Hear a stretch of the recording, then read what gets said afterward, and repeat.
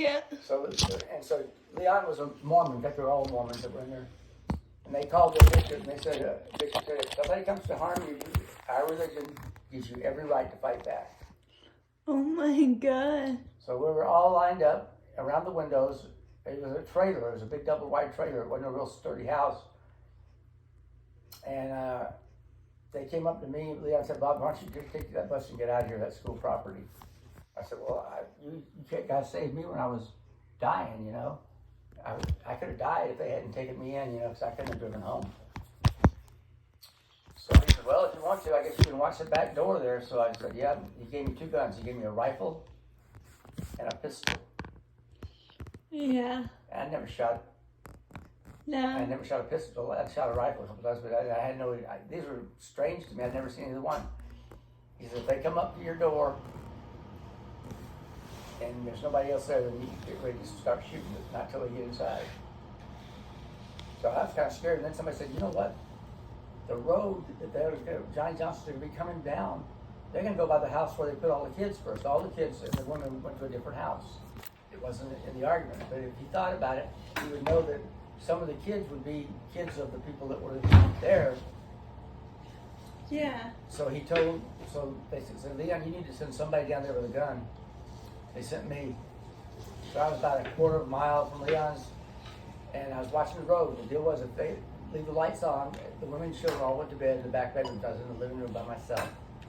I was watching the road, and all night long. And nobody came in. About 4 in the morning, somebody came up and grabbed my shoulder. And I jumped, foot in the air. It was one of the women saying, "You want something to eat?" I was about to fall asleep, and I said, "No, I think I'm okay." And then as we're talking, what you doing? I squished my arm. Yeah, I said, "Did it hurt?" Yeah, a little bit. Can I do anything? Where you want to decide? No, I'm good. Be careful, maybe that's a little bit too tight for you. But was that the Farnsworth? But Farnsworth? yeah, that's where it was, the Farnsworth. And but no, I was down the road from Farnsworth because they had me go down there to guard the women and children. So the next morning came. But about 4 in the morning, a car came down there. No cars. It's a dirt road, you know. There's some traffic during the day, but at night there's none. And so that car comes down, and I got on the phone real quick, and Leon answered, "Yeah." He says, "There's a car coming." And they said, "Okay, we're ready." They all stood out there, and it turned out to be some Mormon kids coming back from a dance. And they turned right before they got there. I said, "We want to blow those little Mormon kids away." So he never showed up. He just threatened. Never showed up. I don't know the last of it, but I know I had to drive that school bus home and hope I didn't get Jack mad at me or anything, because he didn't know he was gone out of town. Yeah. So I spent Saturday night in the Farnsworth cousin's house. How old were you? It was my 2nd year or 3rd year teaching, but I would have been anywhere from 23 to 27. You were a young man. What are you trying to say? You an old man. You an old man now.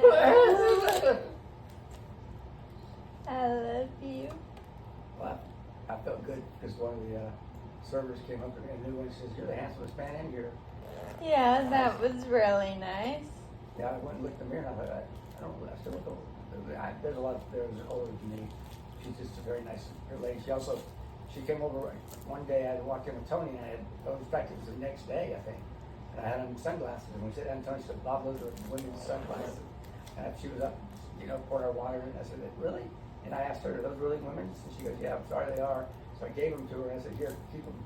And she came back and said, "Oh, I'm thrilled. I'm going to put them up in my mirror where I can see them and wear them all the time." I said, she's just teasing, kind of, flirting. Yeah. And then she said, "What else did she say?" Oh, she said, you sure you want to give them what? You look really good in them." I said, "Well, I don't know." She always says really nice things like that, you know. She told me her name is Deanna.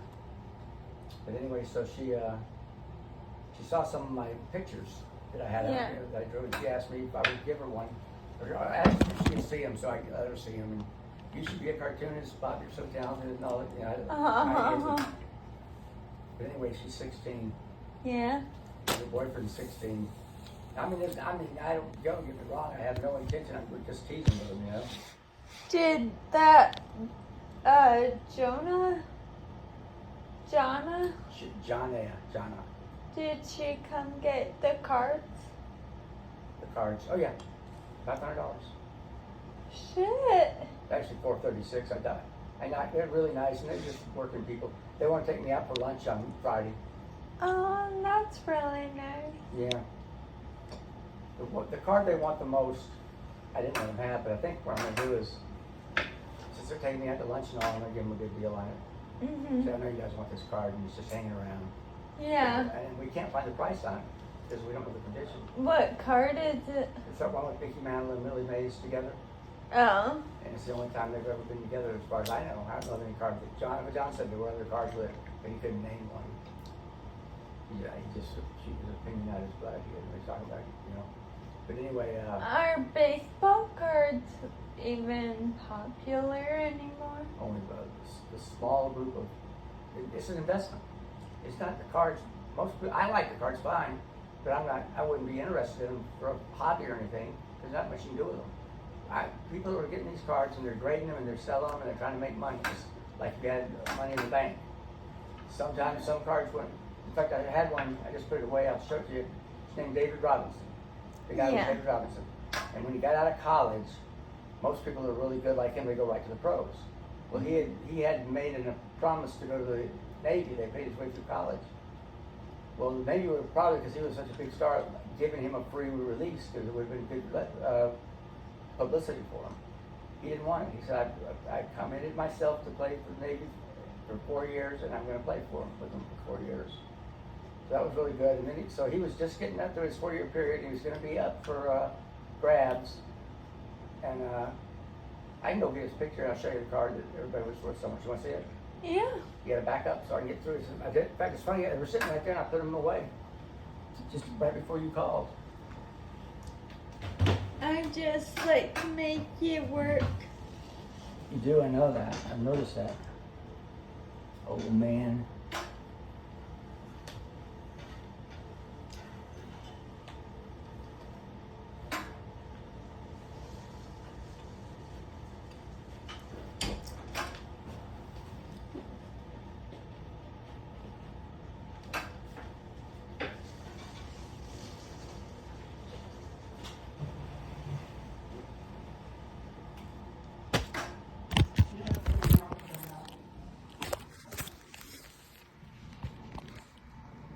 Pay 5 times 50 cents, $2.50. Take him down the road to the closest dealer and sell him 3 of the 5 for about 130 piece. So we spent That's about pretty good. Oh yeah, it's great. And then it was like stocks though. People held on to it too long. And then somebody had a bunch in his attic and he sold them. And all of a sudden people have been hoarding them. There's not really a real scarcity of them. They're not really that rare. Yeah. These things went from starting about 10 cents, and then he played so well that it got to be $130, $140, and then they found out there was a lot more than they thought. And as good as he wasn't perfect. He wasn't as good as Michael Jordan, who they were thinking he was surpassed. So I went from about about 50 cents to 130, back to about, I think he's about $10 now. He was definitely a good player, but Molly, maybe you need to quit coming back here.